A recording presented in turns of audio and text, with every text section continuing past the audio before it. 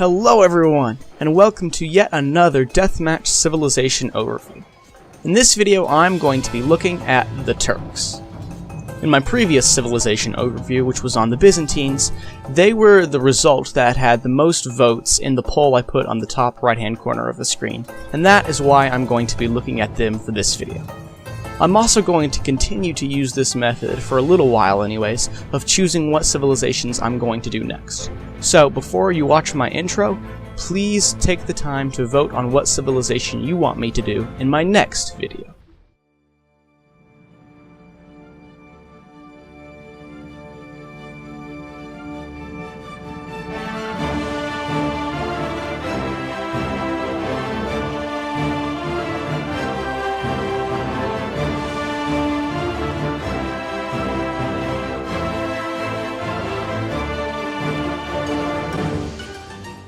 Now, the Turks have a very interesting reputation for Age of Empires 2, because that civilization is probably one of the most hated civilizations out there, mainly because they have access to neither the pikeman nor the elite skirmisher, meaning that their civilization is extremely reliant on gold.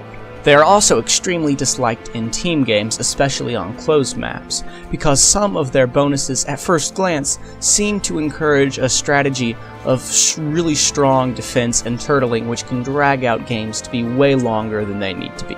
And I will admit that at times I have jumped on this bandwagon of hating the Turks. However, after playing them quite a lot in preparation for this civilization overview, I'm not quite so sure that that is completely justified. Therefore, in this video, I'm going to go over their bonuses, and then I'm going to actually make the case that they can be a very fun civilization to play if you play them under the right circumstances and in the correct way. And so, I'm going to take a look at their bonuses.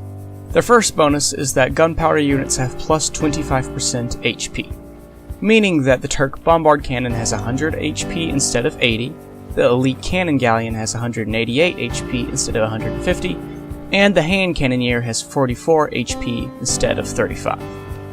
For the Elite Cannon Galleon and the Hand Cannoneer, in my experience, this bonus just feels like it means that those units are going to last for a little bit longer when compared to a generic one. However, I don't think that there are very many situations where this makes a huge deal. However, there are some things to note about the Bombard Cannon. Both a Turk Bombard Cannon and a generic Bombard Cannon take 2 shots to be taken down by a Bombard Cannon, so this means that there's no improvement there. Likewise, they can both only survive 1 shot versus onagers, however the Turk one will survive with a little bit more HP. And versus a siege onager, the Turk Bombard Cannon actually takes 2 shots to be killed, instead of the generic Bombard Cannon's 1 shot, and this is where I have noticed this bonus being of a great help. This bonus is meant to synergize with some other bonuses, which are that chemistry is free, light cavalry and the Hussar upgrades are free, and Gunpowder Techs cost minus 50%. However, as a deathmatch player, these upgrades have no effect on the way I play Age of Empires 2. Their next bonus is that gold miners work 20% faster. This is good because it means that you need less villagers on gold in order to get the same income, or it just means that it's going to be a lot easier for you to get that gold income when compared to another civilization. However, keep in mind that in the long run, this is probably not as good as the Portuguese or even the Italian gold bonuses, because their bonuses are gold discounts, which means that their gold lasts longer. I have already looked at their unique unit, which is the Elite Janissary, in a previous video. However, it seems to be basically a Hand Cannoneer minus the plus 10 bonus damage versus infantry, and instead it has much better stats. Meaning that the Janissary is probably a better choice versus cavalry, the Hand Cannoneer is a better choice versus infantry, and if your enemy is making multiple different types of units, it's probably best to mix and match the Janissary and the Hand Cannoneer.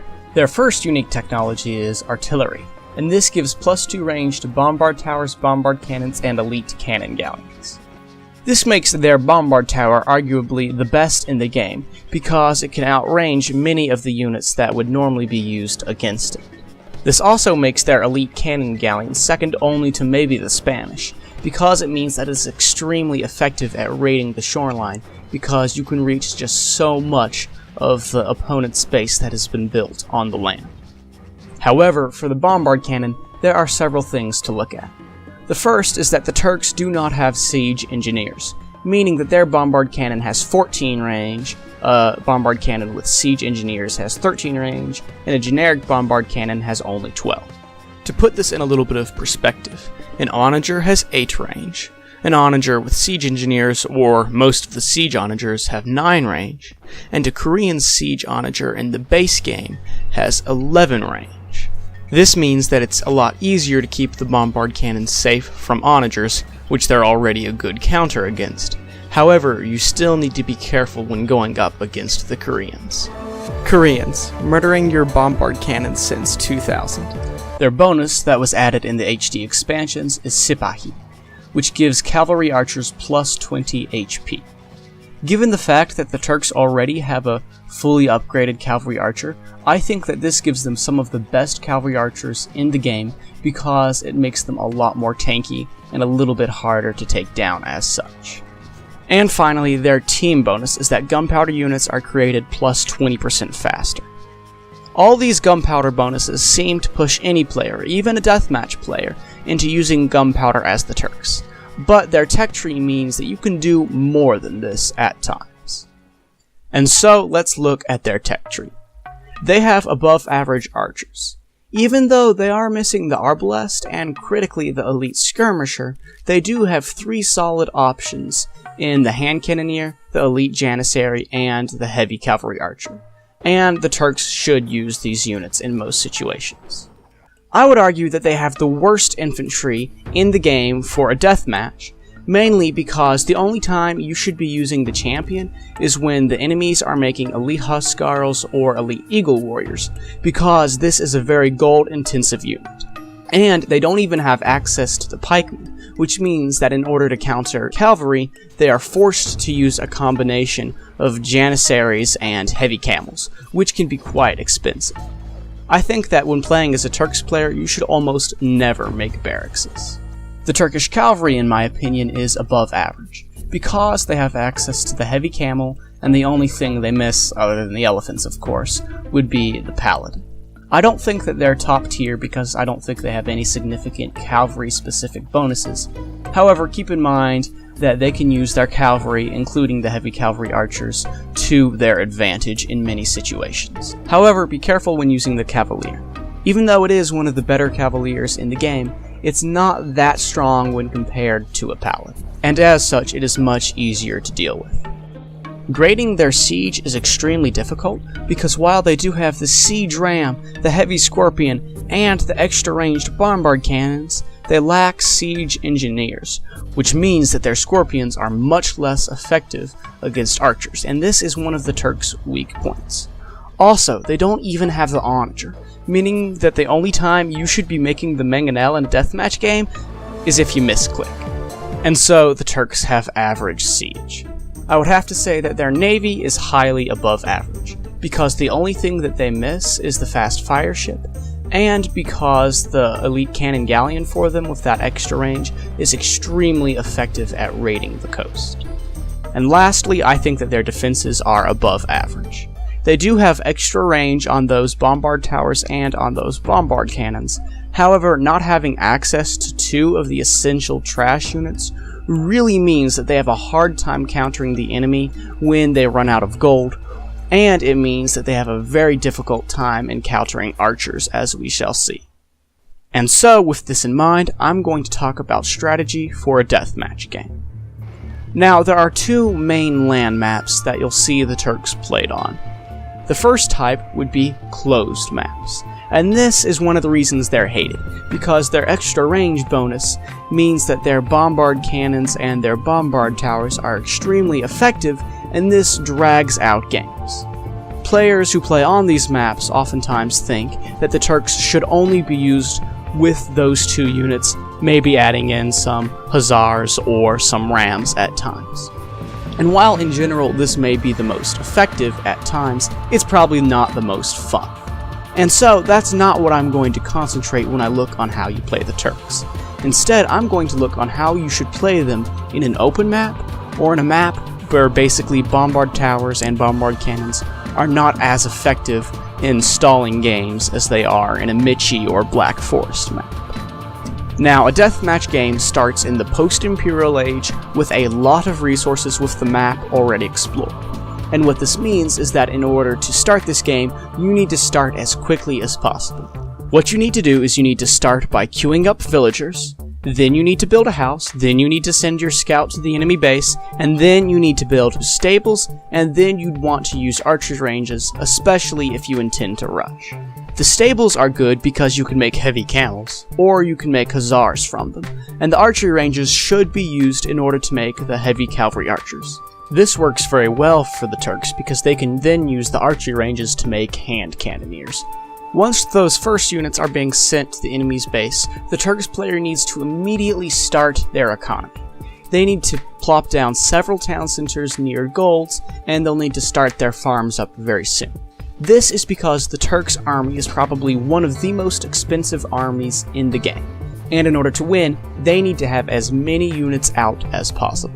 If your rush has not been stopped, continue to apply pressure, so that way you can build forward bases that might have siege workshops, castles, stables, or archery ranges. If you do this successfully and you have grown your economy by this point, you will be on track to win. And this is what you should try to do, actually, with most civilizations in a deathmatch game. However, if the game is dragged out beyond the rush into the mid-game, you're going to need to know what units to make specifically to counter what units your enemy will throw at you. However, regardless of what these units are, you need to keep in mind that all of your units except for the Hussar is very costly. And what this means is that no matter what strategy you use, you have to keep this in mind. I would suggest that you try to keep your gold units alive as much as possible, and use Hussars as meat shields, even if they don't counter what they're being a meat shield against. You can also use them as suicide units to try to take out enemy siege weapons or their other gold units, and I have found this to be very effective. When countering infantry, I would suggest that a Turks player would use a combination of hand cannoneers and of heavy scorpions to quickly and effectively destroy the enemy units. However, keep in mind that your opponent will try to counter these units with either onagers or with skirmishers.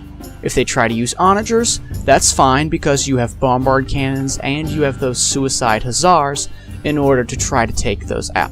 If they use skirmishers, that's also fine because your hussars and your scorpions will do a good job in taking care of these. Versus cavalry, I would suggest that you use basically the same plan, except try to supplement those hand cannoneers with Janissaries if you are able to get castles up in time, and add in some heavy camels because these are still a good counter versus cavalry units. If the cavalry player then tries to use halberdiers to counter your heavy camels, that's great because your Janissaries and your heavy scorpions will absolutely destroy those halbs. And remember, the scorpions themselves are pretty useful if they can get a few good shots off against the cavalry. If the cavalry player instead tries to use onagers or skirmishers to counter your units, just do what I suggested that you do previously. The Turks have a little bit harder time countering enemy siege because the siege is great against their Janissaries or their hand cannoneers, but they do have that extra ranged bombard cannons and those suicide unit hussars that they should use. I would suggest that you might want to even stay away from the Janissaries and hand cannoneers, and instead use heavy camels when your enemy tries to use cavalry to defeat your cannons. Also, bombard towers are very effective at stopping an enemy's siege push, because it forces them to make either bombard cannons or rams in order to destroy those towers. However, the Turks struggle to counter archers. Archers are generally pretty good counters against the hand cannoneers or the Turkish Janissaries, and the Turks don't even have skirmishers or paladins in order to counter those archers back. I think that for the Turks, the best they can really do is throw in several rams, as many as they can in fact, and then use their fully upgraded cavaliers to destroy those archers. However, keep in mind that if you allow the archer player to get up a large enough mass, this will not be effective, and as far as I know, there's not really anything that the Turks can do to counter a very large archer push. And so, when it comes to countering the Turks, on an open map anyways, I would suggest that if you have any good archer units, such as the Mongol Mengadai or the Briton Longbowmen, try to use as many of these units as possible. Also, try to use trash units, especially skirmishers, as much as you can, so that your gold will last for longer than the Turks will. However, this is all advice for an open map, so I need to address the elephant, or the bombard tower, in the room, which is how do you counter the Turks on a closed map like Michi or Black Forest. First off, on Michi or Black Forest, the Turks will use a lot of bombard towers and a lot of bombard cannons. And the Turks player will probably use a good deal of cavalry in order to defend these units. I would suggest that if you're trying to counter them, do what I said before, but except add a lot of rams in. And if you have tanky units such as elephants, use these as well. What you need to do is you need to destroy the Turks' gold units while also gaining ground slope. You might think that it'll be wise to try to use your infrastructure strategy, especially if you're the Koreans or another civilization that has a good infrastructure. But you have to remember that the Turks' infrastructure strategy is one of the most deadly and annoying ones in the game. And so I would advise you that instead of trying to counter the Turks' strong points, you would want to avoid them. And when I say avoid, I mean quite literally. Just go to a different part of the map where the Turks player is not at presently. This can be effective because it takes a lot of resources for a Turks player to establish himself there. Think about it. The Turks player has to make a lot of bombard towers, and as such they need a lot of villagers in a place to do this, and they'll need a lot of military production buildings in order to create their bombard cannons and their cavalry units. And secondly, try to make it so that the Turks player cannot afford all of those expensive units, and you will do this by attacking at multiple positions in the map at once in order to try to stretch the Turk player's resources. However, the Turks have their negative reputation on Michi maps and Black Forest maps for a very big reason. And so, those are my thoughts and experiences for the Turks. Before making this video, I may have been one of those people to write them off as a useless civilization that is completely reliant on gold. However, if you play them in the manner in which they're not normally played, I have found that they can be one of the most fun and challenging civilizations to play well, and I think that it would be worth your time. I hope you have enjoyed this overview, and I'll see you later.